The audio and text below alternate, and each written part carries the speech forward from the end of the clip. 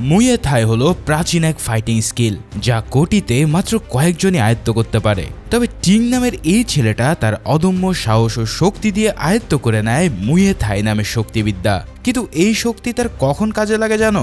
যখন তাদের গ্রামের এক বৌদ্ধ মূর্তির মাথা চুরি হয়ে যায়। কেননা এই মূর্তি চুরির ফলে পুরো গ্রামে মোড়ক লেগে পড়ে, আর সেটা উদ্ধারের জন্য টিং পাড়ি জমায় ভয়াল এক শহরে। এখানে সে মুয়ে থাই কাজে লাগিয়ে এমনভাবে তার উদ্ধার মিশনে নেমে পড়ে যা দেখলে তুমি হতবাক হয়ে যাবে। এই ফাইটিং স্কিল এতটাই অস্থির যে তুমি পুরো ফ্যান হয়ে পড়বে। তাই চলো পুরো কাহিনী জানতে চলে যাই ওংবাক মুভির এক্সপ্লেনেশনে। মুভি শুরুতেই আমরা থাইল্যান্ডের একটা শান্ত গ্রাম বাং নাং প্রুদুকে দেখতে পাই। চারিদিকে উঁচু পাহাড় আর ঘন বন দিয়ে ঘেরা এই গ্রামটা দেখতে বেশ চমৎকার। এখানকার মানুষদের হৃদয়ে তাদের আরাধ্য দেবতা ওংবাক সবসময় বসবাস করে। এই গ্রামেরই এক চটপটে ছেলে হলো টিং। টিং ছোটবেলা থেকেই গ্রামের এক বৌদ্ধ ভিক্ষুকের কাছে মুয়ে থাই নামের এক অদ্ভুত যুদ্ধবিদ্যা শেখে। আসলে মুয়ে থাই হলো ইংল্যান্ডের এক প্রাচীন আর মারাত্মক ফাইটিং স্টাইল। তোমরা যারা মার্শাল আর্ট সম্পর্কে খুব একটা জানো না তাদের জন্য বিষয়টা একটু বুঝিয়ে বলি। এই ফাইটিং স্টাইলে সাধারণ বক্সিং এর মতন শুধু হাত বা পায়ের ব্যবহার হয় না, বরং এই স্টাইলে কুনুয়ের হাঁটুর অনেক মারাত্মক ব্যবহার হয়ে থাকে।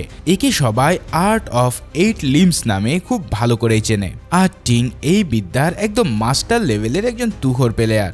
মোট কথা টিং তার শরীরের প্রত্যেকটা অংশকে এক একটা জীবন্ত অস্ত্রে পরিণত করে ফেলেছে। এবার আমরা গ্রামের একদম মূলে দাঁড়িয়ে থাকা একটা বিশাল বটগাছকে দেখতে পাই। আজ সেখানে এক প্রতিযোগিতার আয়োজন করা হয়েছে।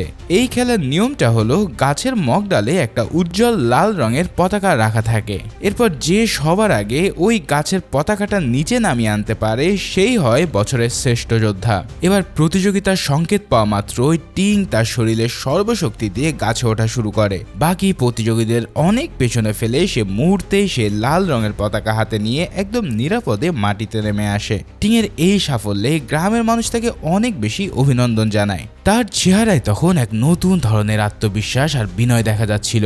সে এই গ্রামের মাটির সন্তান, তাই তার এই মার্শাল আর্ট শুধুমাত্র আত্মরক্ষার জন্যই শেখা। তবে উৎসবের এই আনন্দ গ্রামের মানুষের কপালে বেশিক্ষণ টেকে না। শহর থেকে ডন নামের এক ধুরন্ধর লোক হঠাৎ সেই শান্ত গ্রামে এসে হাজির হয়। এই ডন হলো ঠিক সেই ধরনের মানুষ যে যেখানেই যায় সেখানে নিজের ধান্দা খোঁজে। গ্রামে পা রাখতেই ডনের শকুনের চোখ এক বৃদ্ধ লোকের গলার লকেটের দিকে যায়। লকেটটা কোনো সাধারণ লকেট ছিল না। এই প্রাচীন লকেটে বুদ্ধ দেবতার ছবি খুব সুন্দরভাবে আঁকা ছিল। অ্যান্টিক বা পুরাতন জিনিসের ব্ল্যাক মার্কেটে অনেক চড়া দাম পাওয়া যায়। চড়া দাম পাওয়াটাই স্বাভাবিক, কারণ এই স্ক্যামার ডন এই সব জিনিসের মূল্য খুব ভালো করে জানতো। তাই সে লোভ সামলাতে না পেরে সরাসরি ওই বৃদ্ধ লোকটাকে টাকার লোভ দেখিয়ে লকেটটা বিক্রি করে দিতে বলে। কিন্তু বৃদ্ধ লোকটা তাকে একদম মুখের উপর পরিষ্কার জানিয়ে দেয় এটা সে বিক্রি করবে না। এমনকি 100 কোটি টাকা দিলেও সে তার এই নিজের লকেট কখনোই সেল করবে না। কারণ হিসেবে সে জানায় এই লকেটটা তার কাছে কোনো সাধারণ গয়না বা শোপিস নয়, এটা তার ভগবান আর জীবনে সবচেয়ে বড় বিশ্বাসের জায়গা। সে কেবলমাত্র এই পবিত্র জিনিসটা তার মৃত্যুর পর তার ছেলেকেই দেবে। জাস্ট চিন্তা করো এই সাধারণ মানুষগুলোর কাছে তাদের ধর্ম আর বিশ্বাস কতটা গুরুত্বপূর্ণ। কিন্তু এসব ইমোশন বা বিশ্বাসের এক কানাকড়ি দামও ডনের কাছে নেই। বৃদ্ধের কাছ থেকে এমন কথা শুনে ডন রেগে একদম জ্বলে ওঠে, কারণ ধান্দাবাজি করে টাকা কামানোর জন্যই তো সে এখানে এসেছে। এভাবে চোখের সামনে এত বড় সুযোগ দেখেও খালি হাতে ফিরে যাওয়াটা তার স্বভাবে নেই। এবার রাতে দেখা যায় পুরো গ্রাম যখন একদম নিস্তব্ধ হয়ে আছে, তখন টিংকে দেখতে পায় এক গভীর মনোযোগ দিয়ে সে মার্শাল আর্ট প্র্যাকটিস করতে। ঠিক সেই মুহূর্তেই সেখানে তার মাস্টার এসে হাজির হয়। মাস্টার টিং এর এই মারাত্মক নিখুঁত মুভমেন্টগুলো দেখে তাকে খুব গুরুত্বপূর্ণ একটা কথা বলে। সে টিংকে বলে যে সে তাকে তার জানা সব কৌশলই শিখিয়ে দিয়েছে, তবে একটা কথা সবসময় মাথায় রাখতে হবে, সে যা শিখেছে সেটা কোনো সাধারণ খেলা নয়, এটা অত্যন্ত বিপজ্জনক এক মরণঘাতী অস্ত্র। তাই যতক্ষণ না তার নিজের বা নিরীহ কারোর প্রাণের সংশয় পড়ছে ততক্ষণ পর্যন্ত সে কখনোই তার এই আসল শক্তি কারোর উপরে ব্যবহার করবে না। মাস্টারের এই ডায়লগটা কিন্তু এই মুভির অনেক বড় একটা টার্নিং পয়েন্ট। এই গুরুর দেওয়ার কথার জন্য টিং পরে শহরে গিয়ে অনেক অত্যাচারিত হওয়ার পরেও নিজের হাত পা গুটিয়ে রাখে। অন্যদিকে রাত নামার সাথে সাথে পুরো গ্রাম অন্ধকারে ডুবে যায়। টিংয়ের আঙ্কেল মন্দিরে গিয়ে ঠিক সেই মুহূর্তে এক ভয়ানক দৃশ্য দেখতে পায়। তার চোখের সামনে সেই ধুরন্ধর ডন আর তার সাঙ্গপাঙ্গরা মন্দিরের পবিত্র মূর্তির মাথাটা চুরি করার চেষ্টা করছে। তারা করাত দিয়ে মূর্তির ঘাড়ের কাছে গ্যাজ গ্যাজ করে শব্দ করে সেটাকে কাটতে থাকে। আঙ্কেল তাদের বাধা দেওয়ার জন্য যখনই সামনে এগিয়ে যায় তখন ডন পিছন থেকে তার মাথায় সজোরে এক বাড়ি মারে। এরপর ডন খুব দ্রুতই সেই দেবতার মাথাটা নিয়ে পালিয়ে যায়। পরের দিন সকালে গ্রামের মানুষ যখন এই দৃশ্য দেখে তখন সবার মাথায় আকাশ ভেঙে পড়ে। তাদের প্রিয় দেবতার মূর্তির বেদি এখন একদম খালি হয়ে পড়ে আছে। গ্রামের মানুষরা কান্নায় ভেঙে পড়ে আর নিজেদের ভাগ্যকে অজরে দোষ দিতে থাকে। বুঝতেই পারছো, এই সহজ মানুষগুলোর কাছে ওং বাকি ছিল তাদের সব সুখ দুঃখের একমাত্র আশ্রয়। মুভির এই সিনটা দেখলে তোমার নিজের বুকেও একটা হাহাকার তৈরি হয়ে যাবে। তখন মন্দিরের পুরোহিত সবাইকে মন্দিরের 25 বছর উৎসব পালন করার জন্য গুরুত্ব দিতে থাকে। তবে একটাই শর্ত, এই বর্ষপূর্তির আগে যেভাবেই হোক এই পবিত্র মাথা তাদের ফিরিয়ে আনতে হবে। আর সেটা যদি আনা না যায় তবে গ্রামে এক ভয়ানক অভিশাপ নেমে আসবে। পুরোহিতের মতেন গ্রামের সকল ফসল একদম শুকিয়ে যাবে। ফসল নষ্ট হওয়াটাই স্বাভাবিক, কারণ দেবতার আশীর্বাদ ছাড়া এই মাটি এখন পুরোপুরি প্রাণহীন হয়ে পড়েছে। মাঠের ফসল নষ্ট হওয়ার পাশাপাশি কুয়োর পানিও একসময় শেষ হয়ে যাবে। মানে এক কথায় পুরো গ্রামটা নেমে যাবে ধ্বংসের মুখে। এই সব কথা শুনে গ্রামের মানুষরা যখন আতঙ্কে কাঁপছিল ঠিক তখনই টিং সবার সামনে এসে নিজের সাহসের কথা জানায়। সে ধীর গলায় বলে সে নিজেই শহরে যাবে আর এরপর যেভাবেই হোক তাদের গ্রামের দেবতার মাথা সে উদ্ধার করে আনবে। তার এই শান্ত গলা শুনে গ্রামের সবাই এক মুহূর্তের জন্য স্তব্ধ হয়ে যায়। টিং নিজের জীবনের পরোয়া না করে এই কঠিন মিশনের দায়িত্ব নিজ কাঁধে তুলে নিয়েছে। এছাড়াও গুরুর দেওয়া নির্দেশ অনুযায়ী সে তার শক্তি শুধুমাত্র চরম বিপদের সময় ব্যবহার করার শপথ করে। এই সব কথাবার্তা শুনে টিং এর গুরু তার গলায় একটা পবিত্র তাবিজ পরিয়ে দিয়ে তাকে দুহাত ভরে আশীর্বাদ দেয়। এরপর গ্রামের মানুষরা টিং এর জন্য যা করে সেটা দেখলে তোমার মনে এক ধরনের মমতা তৈরি হবে। যেই মানুষগুলোর ঘরে নুন আনতে পান্তা ফুরায় তারা সবাই মিলে নিজেদের শেষ সম্বলটুকু চাঁদা হিসেবে দেয়। টিং এর শহরে যাওয়ার খরচ জোগাড় করতে তারা কেউই কার্পণ্য করে না।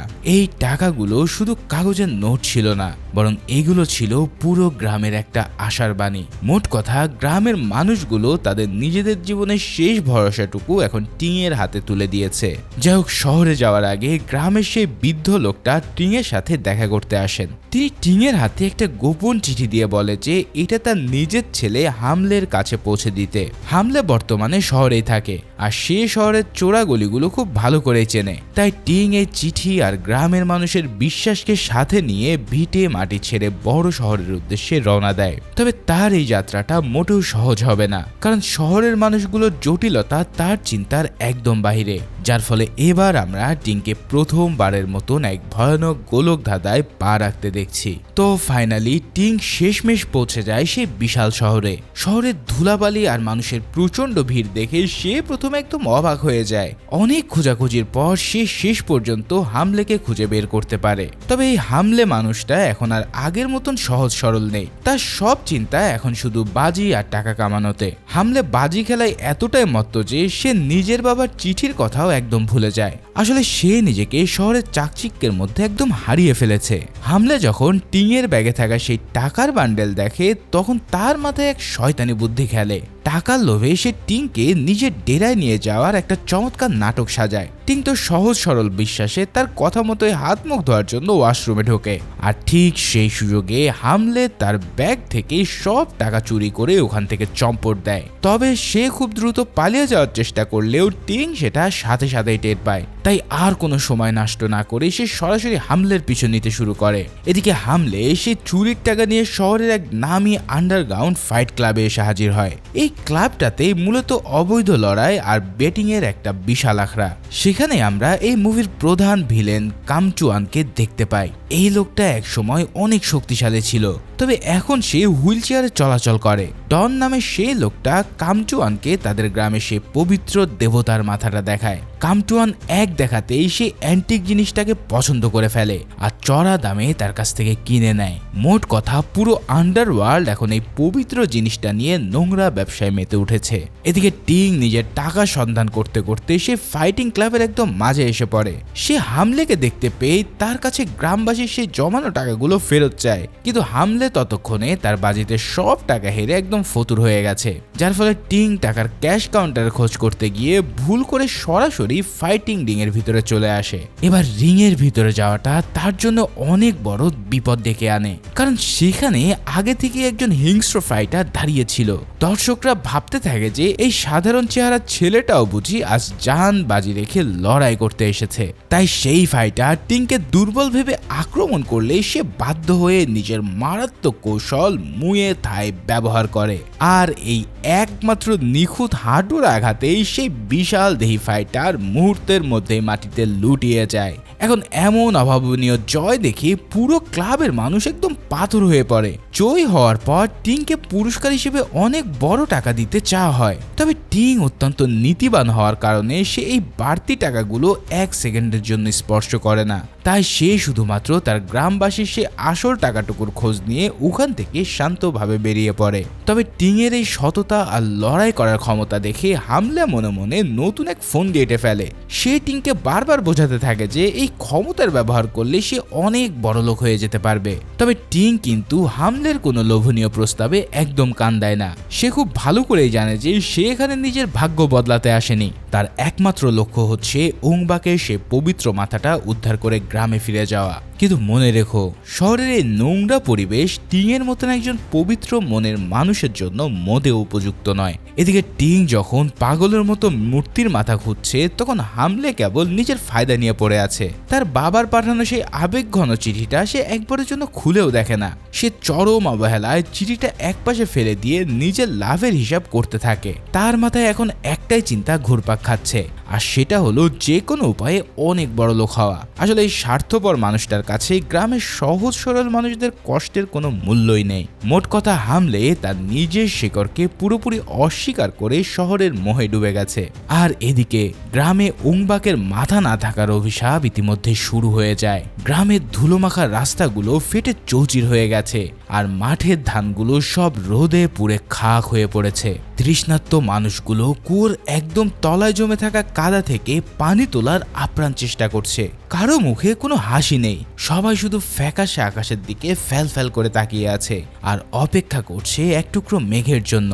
ফলে পরিস্থিতি এখন এতটাই খারাপ হয়ে পড়ে যে গ্রামের অস্তিত্ব পুরো সংকটের মুখে পড়ে যায়। অন্যদিকে শহরের অন্য প্রান্তে হামলে আর মুই মিলে এক ক্যাসিনোতে নতুন এক ফোন দিয়ে আটে। তারা দুজনে একে অপরকে চেনে না এমন ভান করে চিটিং এর মাধ্যমে পরপর 18 বার বেট জিতে যায়। কিন্তু মুয়ায় যখন ধরা পড়ার ঠিক আগ মুহূর্তে চলে আসে, তখন হামলে তাকে সেখান থেকে দ্রুত সরিয়ে নেয়। তবে এই আনন্দ তাদের কপালে একদম বেশি সময় সয় না। ক্যাসিনো থেকে বের হতেই তাদের সামনে সামিং নামে সেই ভয়ানক পাওনাদার এসে হাজির হয়। সামিং তাদের জেতা সব টাকা কেড়ে নেওয়ার পরেও থামে না, সে মুয়ায়ের উপরে সরাসরি চড়াও হয়। ঠিক এই সময় টিং পাশ দিয়ে চলে যাওয়ার সময় সব ঝামেলাগুলো এড়িয়ে যেতে চেয়েছিল। তবে সে যখন দেখে যে সামিং একটা অসহায় মেয়ের গায়ে হাত তুলছে, তখন সে নিজেকে আর সংবরণ করতে পারে না। তাই সে মুহূর্তে ঝাঁপিয়ে পড়ে হামলে আর মুয়াইকে বিপদ থেকে রক্ষা করে। টিংয়ের এক একটা মার তখন বজ্রপাতের মতন গুন্ডাদের উপরে গিয়ে আছড়ে পড়তে থাকে। এরপর বিপদ কেটে গেলে হামলে আবারও টিংকে সে ফাইটিং ক্লাবে লড়তে বলে। টিং যখন কোনোভাবেই রাজি হয় না, তখন হামলে টিংয়ের গ্রামের মানুষদের নিয়ে জঘন্য গালাগালি শুরু করে দেয়। তবে এবার টিং নিজের শিকড় নিয়ে এমন অপমান সহ্য করতে না পেরে প্রচন্ড এক ঘুষিতে হামলেকে মাটিতে ফেলে দেয়।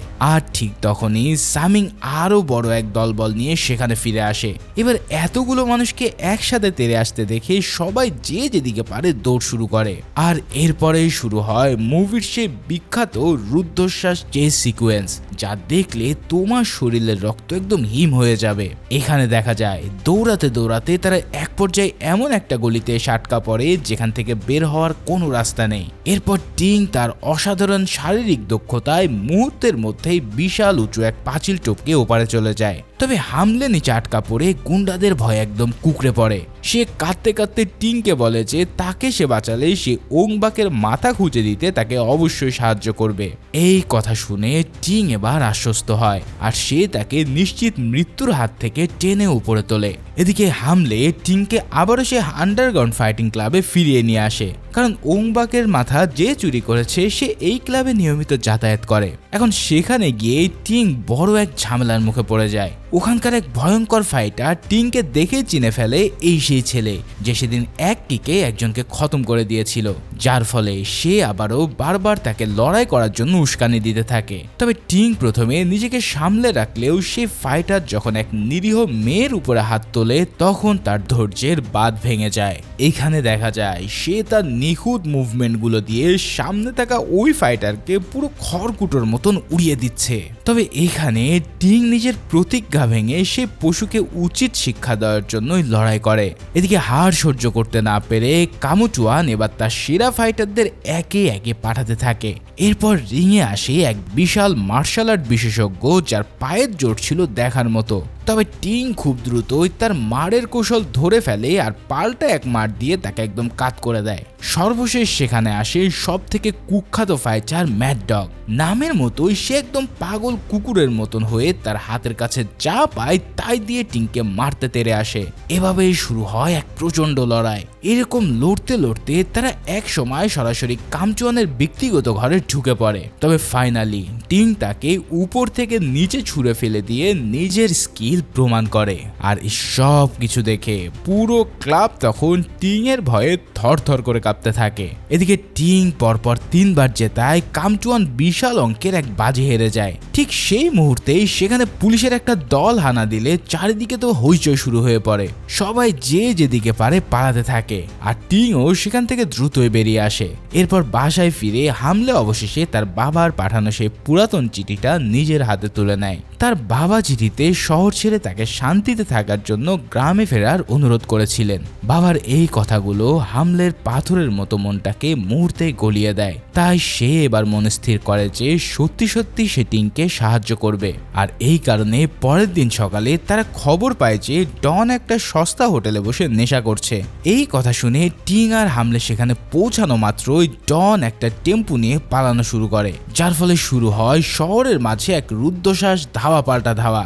এক পর্যায়ে টিং ডনের সেই চলন্ত টেম্পু ধরে ফেললে তারা সরাসরি একটা নদীতে গিয়ে পড়ে। তবে এখানে ঘটে এক অন্য কাহিনী। টিং পানির নিচে ডনের বদলে প্রচুর মূর্তির এক বিশাল গোপন ভান্ডার দেখতে পায়। সে বুঝতে পারে এখন ডনকে ধরার চেয়ে এই মূর্তি পাচার বন্ধ করা অনেক বেশি জরুরি। তাই সে দ্রুতই সাংবাদিকদের সব জানিয়ে দেওয়ার ব্যবস্থা করে। আর ফাইনালি সে পুরো চোরা কারবারিদের সব ব্যবসার 12টা বাজিয়ে দেয়। এদিকে নিজের ব্যবসার এমন করুণ দশা দেখে কামচুয়ান রেগে একদম হিদাহিত জ্ঞান হারিয়ে ফেলে।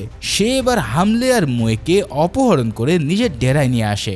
এই খবর শুনে টিং সেখানে চলে আসলে কামচুয়ান তাকে প্রস্তাব দেয় যে দেবতার মাথা ফেরত পেতে হলে তাকে পিং নামের এক ফাইটারের সাথে লড়তে হবে। তবে সব থেকে বড় শর্ত হলো টিংকে সেই লড়াইয়ে ইচ্ছে করে হেরে যেতে হবে। তার মানে তো বুঝতেই পারছো এখানে কামচুয়ান একটা বেটিং করছে যাতে টিং হেরে গেলে সে অনেক টাকা ইনকাম করতে পারে। যার ফলে টিং এই সব কথা বুঝতে পেরেও তার দেবতার সম্মানের জন্য নিজের পরাজয় মেনে নিতে রাজি হয়ে যায়। এভাবেই ফাইনালি চলে আসে সে ফাইটের দিন। কিন্তু এখানে লড়াই শুরু হলে দেখা যায় পিং ড্রাগস নিয়ে নিজেকে একদম দানবীয় শক্তিতে রূপান্তরিত করে ফেলেছে। টিং কোন রকম বাধা না দিয়ে তার সব মার মুখ বুজে সহ্য করতে থাকে। একবার চিন্তা করো টিং এর মতন একজন মাস্টার ফাইটারের জন্য এটা সহ্য করা কতটা যন্ত্রণাদায়ক ছিল। তো ফাইনালি টিং লড়াইয়ে হেরে যাওয়ার পর কামচুয়ান তার বাজির একটা বিশাল অঙ্ক জিতে নেয়। তবে আসল লড়াই শেষ হওয়ার পর টিং যখন শর্ত অনুযায়ী মূর্তির মাথা ফেরত চায় তখন কামচুয়ান তার আসল রূপ দেখায়। সে হাসতে হাসতে বলে যে $1 মিলিয়ন এই মাথা সে কখনো ফেরত দেবে না। এমন চরম বিশ্বাসঘাতকতা দেখে টিং আর হামলে এক মুহূর্তের জন্য পাথরের মতো স্তব্ধ হয়ে যায়। কামচুয়ান এবার তার দলবলকে নির্দেশ দেয় যেন সবাইকে সে এখানেই শেষ করে ফেলে। কিন্তু টিং এর জন্য আজই শেষ সুযোগ তার গুরুদেবের কথা রক্ষা করার। আর তাই সে এবার প্রতিশ্রুতি নেয় যেভাবেই হোক সেই মাথা উদ্ধার করবে। যার ফলে টিং সুযোগ পাওয়া মাত্রই সিংহের মতন গুন্ডাদের উপরে ঝাঁপিয়ে পড়ে। আর শুরু হয় এই মুভির সবচেয়ে হাইয়েস্ট ফাইটিং সিন। টিং তার শক্ত হাতের মুঠি দিয়ে ডনের কলারটা একদম চেপে ধরে। ডন তখন কাঁপতে কাঁপতে তার সব সত্য উগড়ে দেয়। সে জানায় পাহাড়ের একদম দুর্গম গুহায় কামচুয়ানের আসল আস্তানা আছে, সেখানেই তারা তাদের ওংবাকের মাথাটা পাহাড় সমান পাহারায় লুকিয়ে রেখেছে। তবে এই সব কথা শোনার পরেও টিং এই বিপজ্জনক মিশনে একাই যেতে চেয়েছিল, কিন্তু হামলে এবার জেদ ধরে বসে যে সেও যাবে, কারণ ওংবাক শুধু টিং এর একার নয় বরং পুরো গ্রামের মানুষের একমাত্র ভরসা। এই সব কথা শোনার পর তারা দুজনে সেই গুহার সামনে পৌঁছায়। এখানে এসে তারা দেখতে পায় সেখানে রয়েছে কড়া লেভেলের এক বিশাল বাহিনী। তবে টিং এর অসাধারণ গতির সামনে বাইরে সেসব সশস্ত্র গার্ডরা বিন্দুমাত্র টিকতে পারে না। তার এক একটা কিক যেন আগুনের গোলা মতন গুন্ডাদের এদিক ওদিক আছড়ে ফেলে। এরপর গুহার ভিতরে ঢুকে তো টিং একদম শিউরে যায়, কেননা সে দেখতে পায় যে কামচুয়ান আরো একটা বিশাল বড় মূর্তির মাথা চুরি করার প্ল্যান করছে। এদিকে কামচুয়ান টিংকে আটকানোর জন্য পঙ্গপালের মতন তার সব ক্ষুধার্ত গুন্ডাদের এদিকে আসার অর্ডার দিয়ে দেয়। এরপর শুরু হয় টিং এর জীবনে সবচেয়ে বড় লড়াই। টিংও তার নিজের শরীরের শেষ রক্তবিন্দু দিয়ে এই অপবিত্র কাজ থামানোর জন্য লড়াই শুরু করে। লড়তে লড়তে এক পর্যায়ে টিং কিছুটা ব্যাকফুটে চলে আসে। ব্যাকফুটে যাওয়াটাই স্বাভাবিক, কারণ একসাথে এতগুলো মানুষ তাকে চারিদিক থেকে ঘিরে ধরেছে। টিং এর শরীর তখন ঘামে ভিজে একাকার, আর তার কপালে লাল রক্ত জমে আছে। ঠিক সেই মুহূর্তে হামলে নিজের জীবনের তোয়াক্কা না করেই টিংকে বাঁচাতে সামনে আসে। তবে তার এই সাহসের জন্য তাকে অনেক বড় একটা মূল্য দিতে হয়। কামচুয়ানের হিংস্র লোকগুলো হামলের ডান হাত এক নিমিষেই মট করে ভেঙে দেয়। হামলের চিৎকারে তখন পুরো গুহার দেয়াল প্রতিধ্বনি হতে থাকে। তবে এত কিছুর মাঝে এবার টিং এর সামনে সরাসরি এসে দাঁড়ায় সেই পুরাতন শত্রু পিং। এবার পিং কোনো ড্রাগ না নেওয়ায় টিং তাকে পিটিয়ে একদম আধমরা করে দেয়। এদিকে পরাজয় নিশ্চিত দেখে পিং এবার ড্রাগসের অনেকগুলো ইনজেকশন একসাথে শরীরে নিয়ে ফেলে, আর ড্রাগের ওভারডোজ নেওয়ার কারণে এবার সে এক দানবীয় শক্তিতে টিংকে আক্রমণ করতে থাকে।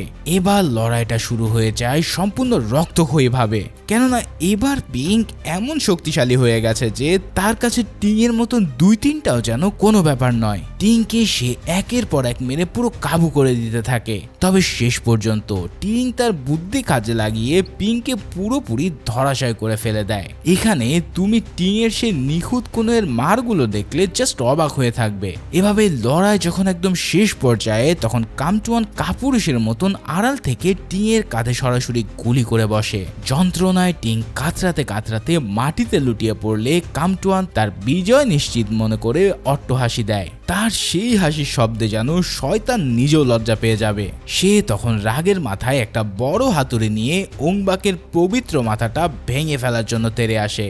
আর ঠিক তখনই আহত হামলে হামাগুড়ি দিয়ে সেই হাতুড়ির সামনে নিজের বুকটা পেতে দেয়, যার ফলে সেই হামলায় মূর্তির মাথাটা শেষ পর্যন্ত বেঁচে গেলেও হামলের গায়ে চরম আঘাত লাগে। তবে কথায় বলে না, ওস্তাদের মা শেষ রাতে, আর ঠিক সেভাবেই প্রকৃতি যেন নিজ থেকে তাদের উপরে শাস্তি প্রদান করে। কেননা ঠিক সেই মুহূর্তেই উপরে সেই বিশাল মূর্তির মাথাটা আলগা হয়ে সরাসরি কামচুয়ানের উপর ভেঙে পড়ে, যার ফলে নিজের পাপের বোঝা নিয়ে কামচুয়ান সেখানে চিরতরে মাটির সাথে মিশে যায়। কামচুয়ানের মৃত্যু হলেও হামলেকে আর কোনোভাবেই বাঁচানো সম্ভব হয় না। তার শরীর থেকে তখন প্রচুর রক্ত ঝরছে, আর তার শ্বাস প্রশ্বাস একদম ধীর হয়ে আসছে। মৃত্যুর কোলে ঢলে পড়ার আগে সে মুয়েকে কাছে ডেকে তার পড়াশোনা শেষ করার একটা শেষ অনুরোধ করে, আর ফাইনালি সে তার শিকড়ের জন্য হাসি মুখে নিজের প্রাণ বিলিয়ে দেয়। এই সব কিছুর পর টিং ওংবাকে সেই পবিত্র মাথা নিয়ে শেষ পর্যন্ত নিজের আদরের গ্রামে ফিরে আসে। মন্দিরে সেই মাথাটা স্থাপন করার সাথে সাথে এক অলৌকিক ঘটনা ঘটে। আকাশ ভেঙে সেদিন নেমে পড়ে অযোধ্যারায় বৃষ্টি, আর সেই বৃষ্টিতে দীর্ঘ খরা থেকে গ্রাম মুক্তি পেয়ে যায়। মাঠের শুকনো ধানগুলো বৃষ্টির ছোঁয়ায় আবারও সতেজ হয়ে ওঠে, আর কুয়োর পানি হয়ে পড়ে চৈচম্বুর। ফাইনালি মুয়ায়ও এখন টিংয়ের সাথে এই গ্রামে নিজের শেষ জীবন কাটানোর সিদ্ধান্ত নেয়। আর ঠিক এমনই এক মুহূর্ত দিয়ে এই অসাধারণ মুভিটাও এখানেই শেষ হয়।